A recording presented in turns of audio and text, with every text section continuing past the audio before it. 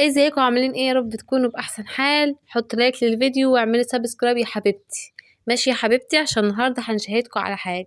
النهارده ايه بقى؟ النهارده سلفتي كده ايه بتقولي الكوسه ما بتتفرز. قلت لها ما بتتفرزش ازاي؟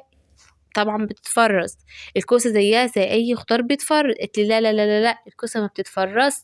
عمرك شفت حد فرزها؟ قلت لها انا بقى هوريكي. انا بقى النهارده هاكد لك ان الكوسه بتتفرز وانا هفرزها. قالت لي بصي بصي، الكوسه عمرها قصير وبتشرب ميه وكده كده هترميه. قلت لها لا لا لا، تعالي بس ايه، تعالي كده. قلبت في التلاجة لقيت عندي كيس الكوسة ده كنت جايباه. قلت تعالي بقى ايه نفرزه.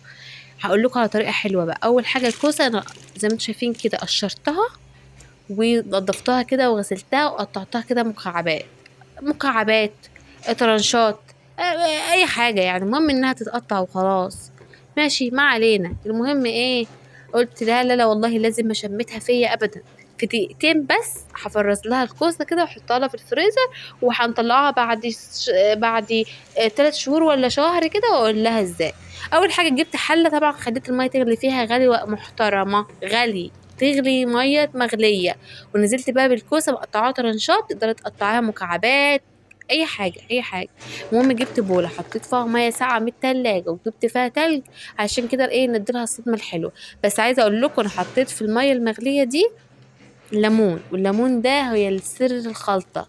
الليمون هيخلي الكوسه عندك كده صبحه وفريش ومش هتسود. وبعدين بعد ما اول ما بدات كده تاخد بص غليان بسيط جدا جدا جدا، طلعتها حطيتها في الميه اللي بالتلج دي.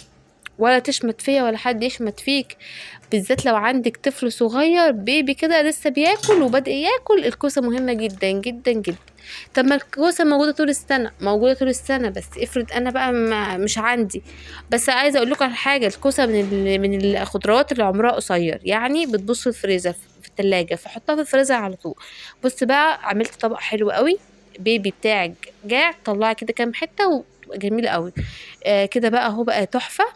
عايزه اقول لكم حطيته لفيته بقى بستريتش وحطيته في الفريزر ونسيه بقى. عايزه اقول لكم انسيه خالص خالص خالص. وعايزه بقى رايكم في الكومنتات، انا ولا هي اللي صح؟